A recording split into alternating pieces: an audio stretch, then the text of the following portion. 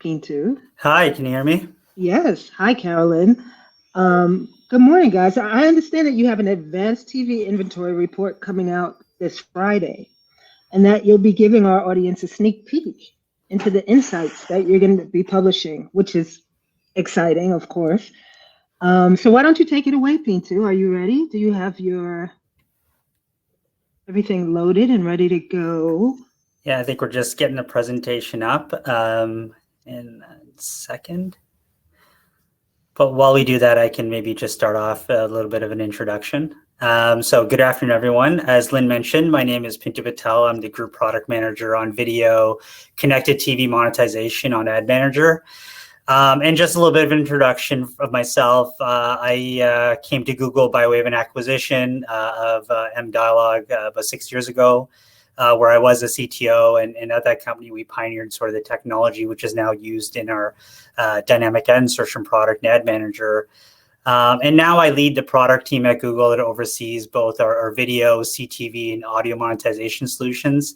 So as you can see, I've dedicated a large part of my career to building solutions that enable publishers to monetize their digital video content, whether it's live, linear, or on demand. And during my time at Ad Manager, we've heavily invested in emerging advanced TV streaming space, focusing on building innovative solutions really that help advanced TV partners deliver great viewing experiences while helping grow revenue and protect their premium inventory. And so one of my primary focuses in my role beyond just building product is to connect with folks like yourselves. So I'm really excited to join this group to talk to you at the Ad Monsters Publisher Forum. And as Lynn described in today's session, I'm going to spend some time to walk you through our advanced TV report and give you a first look on something that we'll be publishing tomorrow on our site. And then I'll hand it over to Carolyn, who's going to focus on helping publishers unlock connected TV revenue and cover some of the best practices in this space to help you protect your inventory also. So from there, why don't we sort of jump into sort of some background on the report. Next slide. And sort of before we dive into the report findings, it's important to sort of set the context on the report and our methodology and our approach to analyzing the data. This is a space that's full of jargon and terminology. So, we'll start off by sort of setting the landscape a bit. We call it the Advanced TV Inventory Report. And it's the second year that we've published it. One of our goals with this report is to really understand and share the latest advanced TV monetization trends based on data that we're seeing on our platform. And the first thing to do is really define what do we mean by advanced TV. And the report covers, advanced TV is really the use of digital technology to reach and monetize TV audiences across linear, live, on-demand VOD content on connected TVs, mobile, tablets, and desktop computers. The content that we're interested in can be streamed online or is increasingly delivered through apps like direct-to-consumer apps or emerging, fast, free ad-supported TV type apps. And really seeing these sort of experiences sort of blur the line between traditional TV and what is the over-top viewing experience. And for this report, we sort of analyzed data globally across, 35 of our top advanced TV partners on Google Ad Manager platform. And we focused on partners who have what we call sort of podded or commercial break inventory. So that means, they're delivering long form episodic or live content that has commercial breaks, which is, typical of what you would see in TV, like 2 minutes or a minute, 30-second ad break. And the date range we focused on is 2020, but I think as everyone knows, 2020 was quite an interesting year. And so, we couldn't do exactly a year by year overlook without sort of understanding how do we isolate some of the interesting trends. And so, for the COVID analysis, we compared sort of Q2 of 2020 to Q2 of 2019 to get a sense of what is the initial impact we see of COVID. Then we looked at Q2 of last year to Q3 of last year to understand, okay, what did the recovery look like? And then for a general year-over-year insight, we sort of compared Q4 of 2019 to Q4 of last year, which gave us a better sense of like what's happening year over year. And are these trends really sticking, or were they, just temporal because of COVID? And so we organized a report into 4 sections, and I'm going to give you 4 like key insights. And as I said, in more detail will be covered in the report. The 4 areas I'll talk about is, COVID recovery, 1. Number 2 is global viewership insights. The 3rd is, programmatic and monetization transaction trends. And finally, a very interesting trend around live streaming performance over last year. So without further ado, let's jump right in and go into the first trend, which is focused on COVID recovery. So the first insight we'll focus on is, how advanced TV monetization was impacted by COVID last year. And, as I described, 2020 was an interesting year, difficult across the board, full of disruptions, and advertising was no different. But because of global quarantines, we saw accelerated adoption of streaming TV content, and some of the trends that we've been tracking, for the past few years have only accelerated. And while that advanced TV growth was already momentous, we saw growth globally across the board on advanced TV as more and more people watch from the comforts of their home. And this growth has created new opportunities within this space as business grow and ad-supported content becomes more prevalent. So both, connected TV and programmatic transaction types remained, very resilient during the pandemic. And on the left graph, we'll start there. You'll see that in Q2, at the height of the 2020 downturn, the only device that saw impression growth was connected TV, which increased 14% year over year. And this growth was, of course, fueled by the fact that many of us were at home consuming more content from our living room during the days. And in Q3, we also saw advanced TV impressions generally recover across devices and continue to accelerate throughout the year, showing that advertising was back on track across the board, and advertisers had adjusted their messaging and strategies to be more relevant to the times. And then on the right graph, when you take a look, you'll see there is a clear trend that, traditional reservations still make up a vast majority of advanced TV deals.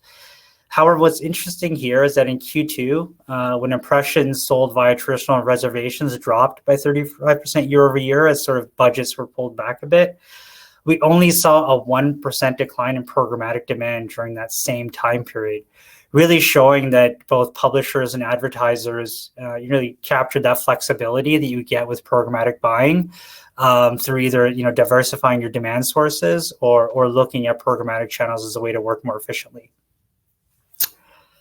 The second trend is focused on viewership insights, and this is one that is very interesting at a global level.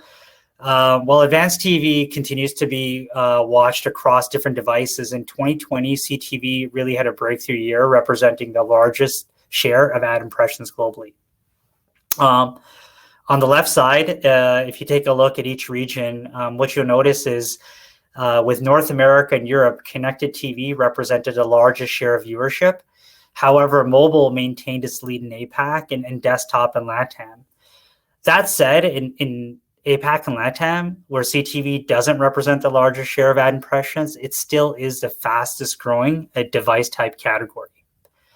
And on the right side, we also saw a new trend emerging when it comes to in-app viewership.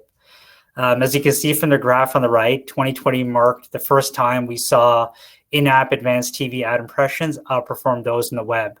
For example, in-app ad impressions grew 90% year over year, whereas web viewership grew 35%. And this inflection point is similar to what we saw mobile years ago. It shows more and more people are consuming sort of advanced TV content through streaming apps rather than maybe going through the desktop website or mobile web app. And that kind of fits like a part and parcel with what's going on with the growth of CTV and streaming apps across these devices.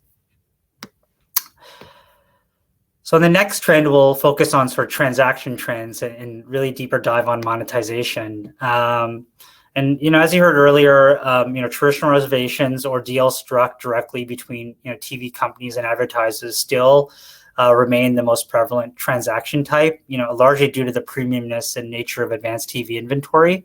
But programmatic transactions are growing faster than traditional reservations. On the left side, if you take a look at the graph, you'll see that traditional reservations represent 80% of all impressions within this category in Q4.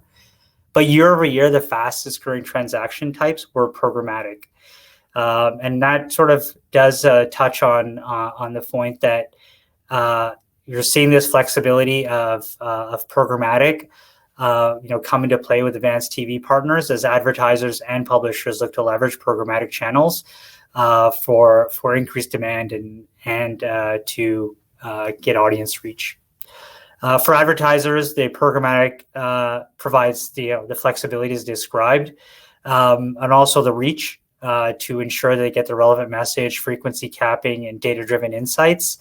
For advanced TV partners, the programmatic also gives the opportunity to grow demand and rely on that sort of operational efficiency that, especially during COVID, was pretty key to maintaining operations, but ensuring that their advanced TV inventory retains its value. On the right graph, let's dig in specifically on the programmatic transaction types that we see through our ad exchange. On the one-to-one deals with fixed prices, such as programmatic guaranteed or preferred deals, they continue to be the largest share of what we're seeing on the programmatic side on advanced TV. And if you look on the graph in more detail, you'll see that these programmatic guaranteed deals represent over 70% of all programmatic transaction types. And in Q4 specifically, programmatic guaranteed, or PG as we call it, grew 90% year over year, while preferred deals grew 165% year over year. These results are fueled in part by the increase in advertisers converging their TV and digital budgets, and more programmatic deals are really powering the upfronts. So a lot of these converged deals and buys are really transacting through PG across buying doors. And it's also important to note that even though deals represents the largest share of the market, auction is the second largest. Open auction is the second largest programmatic transaction type that you'll see on the graph. And that is led by and large through this proliferation of ad-supported apps like free ad-supported TV services that are becoming very popular in this space, where they're opening up more and more of the inventory to auction demand than what we're seeing with the traditional TV companies that have entered the digital space. Either way, this is a huge opportunity for programmatic across the board for advanced TV publishers, and we're really excited to see this growth and believe it's going to continue in this direction over the next few years. Okay, so the last section is on live streaming performance, which is a very interesting area considering all the different content types we see with an ad manager. I think we all know last year was heavily impacted. Our live events and live sports, they did begin to return the latter half of the year, but fans were not really able to go to in-person games in many areas. So TV was the best place to catch up on your favorite team.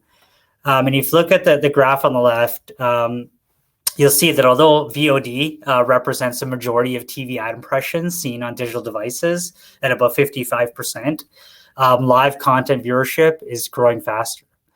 In Q4, the ad impressions served to live audiences increased by more than 85% year over year. Additionally, we saw the scale of those live events increase significantly compared to the previous year. In 2020, we saw a 700% increase in the number of hours that our servers supported more than 1 million concurrent viewers watching a live event across all of our partners. And this is a fairly significant milestone, having 1 million people watch a single event digitally across all their devices.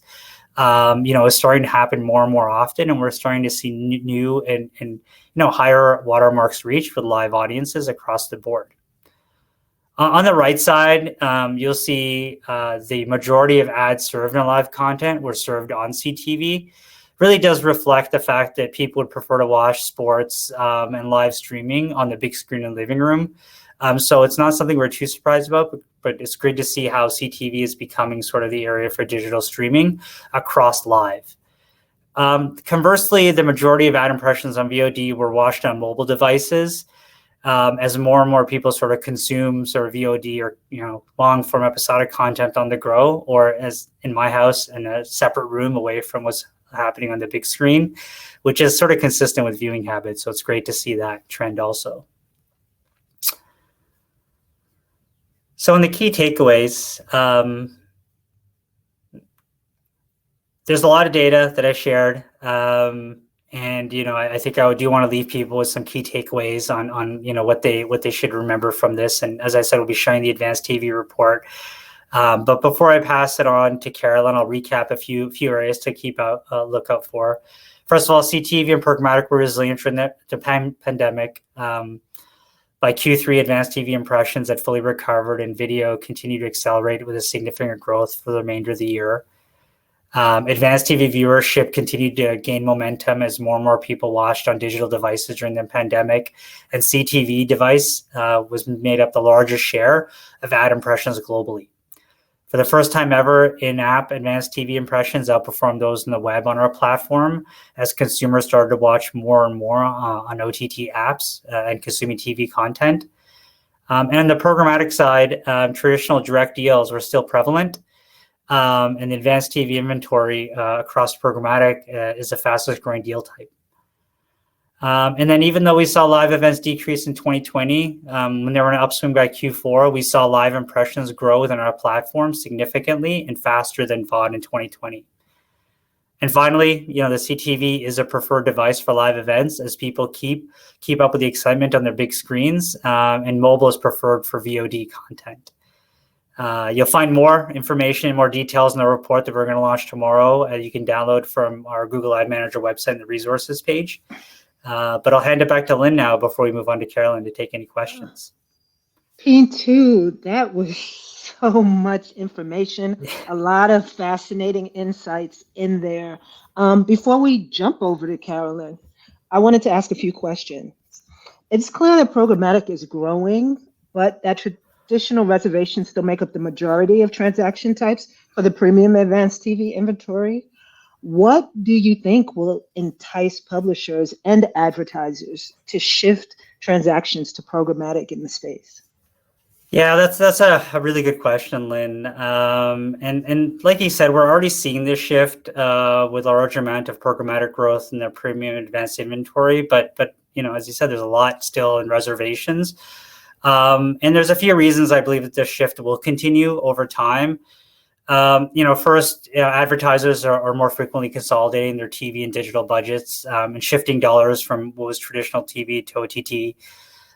Moving towards OTT offers them sort of that increased flexibility to buy premium inventory programmatically, and the ability to leverage their data to reach the right audiences, which is fairly critical, especially as you look at the sort of device and fragmented device landscape. At the same time, programmatic offers benefits to publishers, enables them to capture, different advertiser segments that may not be available for them through existing channels. It increases, the efficiency and automation as I look at how to, do more with less with their operations teams, while still retaining that value of their inventory. And we're seeing that growth in PG and PD as a direct reflection of that. And from a publisher standpoint, we're also seeing yield using programmatic technologies being a big driver for growth and adoption. A lot of times, we look at a long form commercial break, being able to find the right ad and optimize for revenue and yield across that commercial break means bringing all these different demand sources together to compete for that while still managing all the business rules that TV needs to manage, things like frequency capping, brand and category separations. And so a lot of that is something that we've built into our product through smarter ad breaks, so that helps sort of manage those business rules. But also, making sure they have the right controls, because it's TV content, TV inventory, they want to make sure the right ads and the right creatives and the right quality experience is maintained. And I think we're going to see more and more development on our side in Ad Manager and within the ecosystem to ensure that we can honor that TV experience across screens and devices, including things like brand safety and the such. Okay. Thank you for that. Another really interesting insight was the difference in global viewership.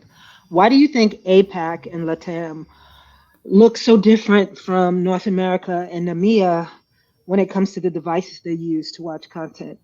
Yeah, this was definitely a very interesting find in the report, especially as you look at TV content globally, as it's consumed in different ways in different regions. APAC has heavily been a mobile first region, and I think this report shows that mobile continues to maintain its position, especially with some of our larger partners in countries like India and others where mobile heavy presence and connectivity is great on mobile. I think we're still going to continue to see mobile to be a sort of dominant platform.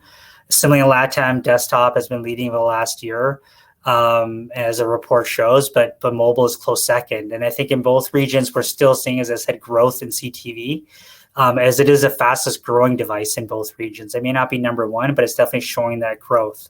So I think CTV will continue to grow in all regions. I think we're looking at the CTV device space different in our regions. In North America, when we look at it and talk about it, we're talking about a lot of devices like Roku's, Apple TVs, Android TVs, and such. Whereas in EMEA, we're talking more about smart TVs that are becoming a larger part of that mix. So it's not only a combination of different devices, but even within those device categories, what the consumers are watching on is a little different. Yeah, okay, that makes a lot of sense, and that kind of contributes to the fragmentation that everyone's talking about in this space. One more question before we move on to Carolyn. As more viewers watch advanced TV across devices, what part of monetization is the most challenging, and how is Ad Manager helping partners solve this challenge? I can imagine the thing I just talked about, fragmentation, is one challenge, but what are some of the other challenges that you're seeing? Yeah, I think it's a lot of it is definitely there's just challenges and fragmentation, and the technology is very complex to be able to deliver across all these different devices and platforms. I think moving from traditional TV to digital is making sure that we can reach those same audiences and measure those audiences and bring what is the best of digital to these platforms, such as data. Our goal is really to make that transition as seamless as possible to deliver that TV quality experience across all the screens. And, some of the areas that, our focus has been on really to help, ease that navigation is to bring in a lot of those TV concepts into our platform. Things like forecasting. Forecasting in a TV space is very different than forecasting within, traditional video. There's, episodes and seasons and content, and really have to be able to understand viewership patterns like seasonality. Live itself is very different than forecasting a sporting event. Investing in technologies that allow us to do that, seamless ad transition between ads and content. So you don't get that spinning wheel or that ad isn't pixelated, because people do notice on their screens how the quality looks. And so things like dynamic ad insertion have played a big part. Measurement, Nielsen measures on TV, and, having partners that focus on enabling things like Nielsen DAR to capture audiences that are on connected TVs and mobile devices and desktop devices to provide that holistic measurement is very important. And then, enabling, publisher data, first party data is also a big part of this. This fragmentation makes it harder to be able to understand what your audience is and where they're watching. And these problems are such that, enabling publishers that have that audience on at least the first party side to be able to leverage that and to be able to use what's available to them to be able to drive more revenue across these screens. All right, great. Thanks, Peentoo. Now we'll move over to Carolyn to cover the best practices. Great, thank you so much. Peentoo, I think while Peentoo gets the slides set up here, I'll introduce myself. Hello, everyone. It's great to be here. My name is Carolyn Ganon, and I'm a product manager covering Ad Manager's suite of programmatic video features. So in addition to building some of the ad serving and front-end functionality into our video stack, I also lead the interactive media ads, or also known as the IMA SDK team, which builds video player development libraries that enable publishers to monetize their video inventory across all properties and devices. So today, I wanted to take the opportunity to share a few actionable best practices you can use to protect your CTV inventory. However, let me take a moment to pause here. There might be some technical difficulties with the slide. So let me take a second while we sort this out, just a moment.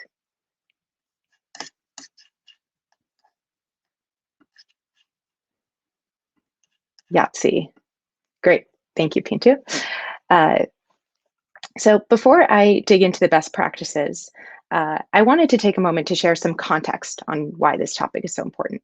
So as Peentoo just shared from our advanced TV inventory report, CTV viewership is growing extremely quickly, and it now represents the largest share of global ad impressions on Ad Manager. As CTV viewership increases, protecting your CTV inventory is more important than ever. Even with the expanding growth of CTV, it's still an evolving technology. And there's a few examples I'll walk through. So actually, Peentoo just mentioned the device fragmentation. You hear it all the time. But as you know, CTV consists of an array of devices and platforms, all of which have varying types of technical implementations. What makes it even more complicated is that different regions have different device preferences. So the top CTV device in the US, for instance, might not be the same CTV device that's popular in an area like Australia. The next is emerging standards. CTV standards are still very much emerging and are not yet widely adopted. So in addition to the device fragmentation that poses challenges for other monetization reasons, developing industry standards that actually work well across all of the different devices in the ecosystem is extremely complex and difficult. However, there are some standards that we'll walk through today and some really important progress that the industry has made in this area that's worth taking note of. Finally, there are growing advertising budgets on CTV. So viewership growth is driving advertisers to increase their CTV budgets on these devices and reach viewers with relevant messages on, as Peentoo is describing, this cherished big screen. This growth is continuing to accelerate and has a big potential for publishers.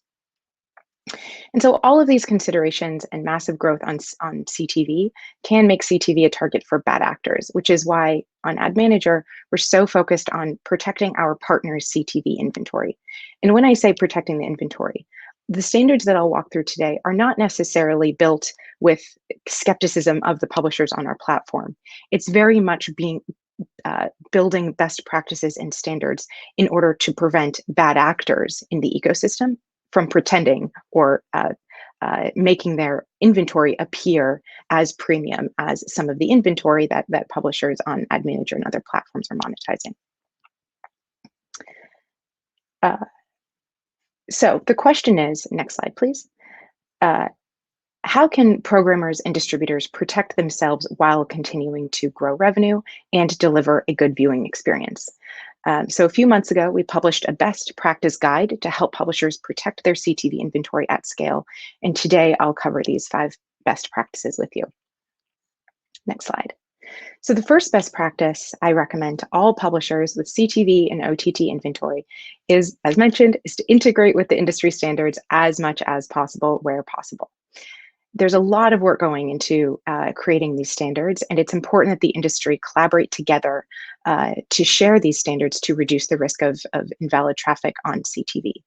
So there's already a handful of helpful IAB standards that have been developed and can benefit publishers as soon as today. So for instance, the first one that's kind of most impactful and exciting in this space is the extension of app ads TXT support to connected TV. So as many hopefully are aware, this spec was built to help publishers protect their brand from counterfeit inventory that's intentionally mislabeled as originating from a specific domain, app, or video. So publishers can use their app ads TXT files to declare who has access and monetization rights to their mobile app and CTV inventory. And most importantly, the spec was actually updated earlier this month to build support specifically for inventory sharing use cases that are so prevalent on OTT apps that were previously really hard to support in the initial version of the spec. So I encourage you all to check out that update, as well as the exciting updates that we will be sharing later this year for how we are building support for those new standards in Ad Manager. specifically for the inventory sharing portion. The second important standard that I want to call out is IAB's IFA for CTV and session ID. So this spec takes a very privacy-focused approach to CTV audience solutions by allowing users to configure a resettable advertising ID on their CTV devices, which provides more control and transparency to users. Publishers can use this solution for device verification, frequency capping, and to measure campaign reach across a very fragmented CTV ecosystem. The third important standard that I want to call out is IAB's open measurement. So the open measurement facilitates third-party viewability and has standardized verification measurement. This spec is already supported on mobile app and web video environments. And the IAB is on track to publish the OMSDK for CTV spec later this year to help standardize viewability measurement on TV streaming devices like Roku, Apple TV, Android TV, and others. And the last one I'll call out are why this ad settings. So the digital advertising alliances all over the world have developed standards that help provide transparency to users around personalized ad experiences. Why this ad and ad choices disclosures are manifestations of this really important standard. Ad Manager has extended support for these standards on CTV to ensure that users understand the source of the ads they're seeing and how best to control their personalization options. So when it comes to Ad Manager, we're really focused on taking a standards-driven and privacy approach to help our partners monetize safely. We've integrated with all of these standards, and we're helping to scale their adoption to facilitate a safer ecosystem. Next slide, please. So the second best practices I want to call out today is how publishers can verify their CTV inventory to ensure that it's authentically represented to buyers. So when your inventory is verified, it's more valuable to advertisers and helps protect it from fraudulent activity. We recommend leveraging your technology provider's software development kit, or SDK, for CTV monetization, because SDKs have built-in safeguards such as client-side verifications and the ability to pass programmatic signals to buyers. Ad Manager offers a suite of CTV SDKs, including the Interactive Media Ads, or IMA SDK, which helps you protect your CTV inventory and reduces the risk of fraud by verifying that the impressions that are associated with your live or on-demand video content are legitimate. The SDKs also offer huge benefits to publishers. As Peentoo mentioned, the ecosystem is extremely complex, and the SDKs have built in and solve for a lot of the complexity involved in making sure that the ads are rendered correctly and the entire video experience is as premium and seamless as possible. It also enables monetization. And as Peentoo mentioned in your report, PG and preferred deals are the fastest growing programmatic transaction types on CTV, since they offer publishers more control around the quality of ad creatives, which, as I'm sure many of you know, is huge in this space, and provides increased brand safety controls to advertisers. We'll get into some of the content visibility, the content signals that buyers want to in this slide. So the third best practice that I want to call out is passing CTV signals that can help grow advertiser demand and maximize revenue. So sharing information and the signals outlined in this slide further increases your ability to not only protect your CTV and make sure it's authentically represented across programmatic demand channels, but is also critical to help advertisers identify that it is in fact your inventory and to help them identify and value the premium inventory being streamed on these devices.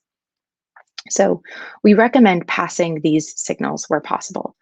So app and bundle ID, obviously, absolutely critical. This is the identifier oftentimes displayed in the CTV App Store that will represent your particular CTV or mobile app.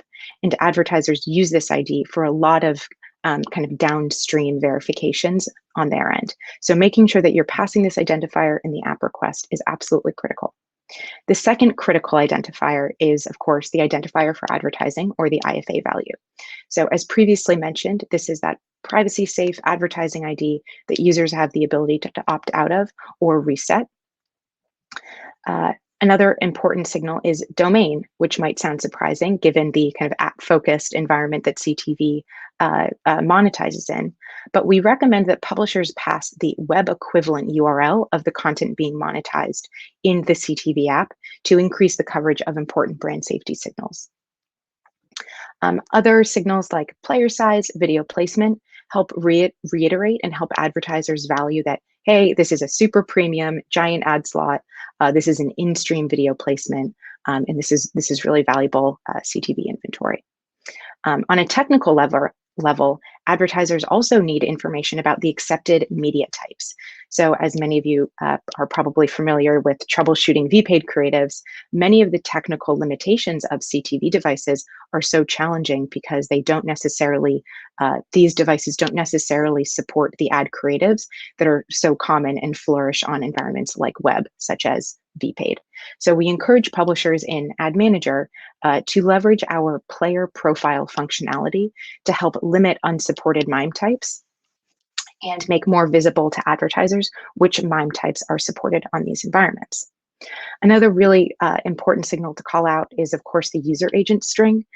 So this may seem, for any sort of client-side monetized environment, you won't have to worry about this.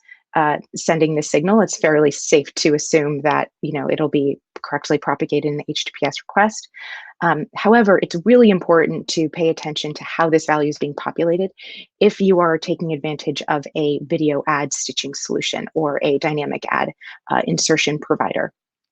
And in this case, we recommend that any publisher work directly with that ad tech partner to make sure that the user agent string is being propagated directly from that client-side environment and not being populated as the user agent associated with the server sending the request. Additionally, content signals, where available, are desperately desired by advertisers, but of course, there's many publisher controls and strategies around making these signals visible to buyers.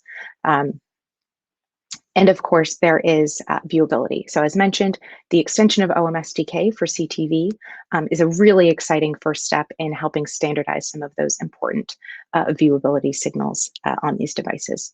So with the Ad Manager SDKs, partners are able to securely pass all of these programmatic signals. And we also offer a solution called the Video Content Explorer to help you understand your content metadata. Additionally, as we wait for the industry to adopt the new OMSDK standard for CTV, we offer an interim solution called the Inferred Viewability Measurement Solution that does provide some of these viewability signals as we look forward to that adoption of the OMSDK on CTV. Next slide, please. So the fourth best practice that we will talk today is about delivering a great advertising experience by choosing the right technology partners. So some of the things you'll want to look for in a technology partner are: one, global infrastructure with low latency ad delivery that's the right quality for the device and connection. A second is to make sure that the technology provider has protections in place to prevent things like data leakage and controls to honor user, content owner, and advertiser choices across the advertising supply chain. Another really important thing to look for is, of course, flexible APIs that can integrate with other components of your video business, including, for instance, where the upstream content is being created. And then the last one is 24/7 global support, especially important for any publisher monetizing live stream or live events. So we offer support in all of these areas because we understand how important it is to deliver a broadcast quality viewing experience with high quality ads while protecting your business, your viewers, and of course, those advertising partners. So next slide, please. So finally, the last best practice we'll cover today is the importance of auditing and validating your CTV ad request setup. So we recommend validating your CTV setups by establishing recurring audits with your technology team to review your device-specific video players and deployments. You can do this by working with your team and asking questions like whether HTTPS is enabled on all ad requests and whether teams are in place to actively monitor some of the campaigns performing on these devices. Other really important questions to ask include things like, what information is critical to send in the ad request to make sure my inventory is accurately represented? Again, going back to all of the signals we talked about, having that conversation with your technology partner to make sure that there are systems in place to make sure those signals are being populated. Another important question to ask is, what are the device-specific fields that I should return to get the best ad quality? Again, leveraging things like player profiles is really helpful in making sure that the right ad is always able to show and deliver on your CTV devices being monetized. Another important question is, do you offer a way for users to opt out of personalization? This might be more relevant for publishers integrating with regional specific or kind of emerging OEMs in market. Having that conversation with those technology partners to get a sense of whether or not they are adopting more of the privacy safe advertising first standards is really critical and goes a long way in driving adoption of these important signals.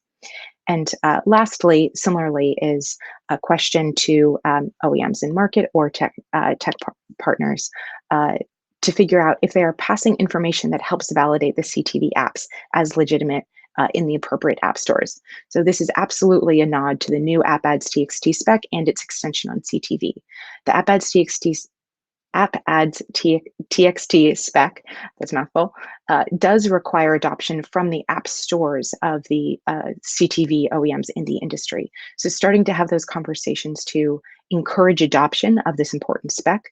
So far, there's been a few CTV industry leads that have publicly announced adoption. So we're really excited to see the momentum grow, but encouragement from publishers like yourself is really going to help drive adoption and speed up this effort. Next slide, please. So that concludes our best practices and full presentation. We'll be continuing to work with the broader industry, including everyone who tuned into our webinar today, to continue building advanced TV solutions that help both our partners protect themselves as well as maximize and scale revenue on these very important emerging TV devices. You can also download our CTV best practices guide from our Ad Manager website, which is a lot more detail on some of the topics that I covered today. And with that, I will turn things back over to you, Lynn. Thank you, Carolyn. That was really great. And I'm hearing that a lot of our publishers really want to have access to this report or to the presentation. Oh, great. They're looking forward to digging into this information that you guys shared today.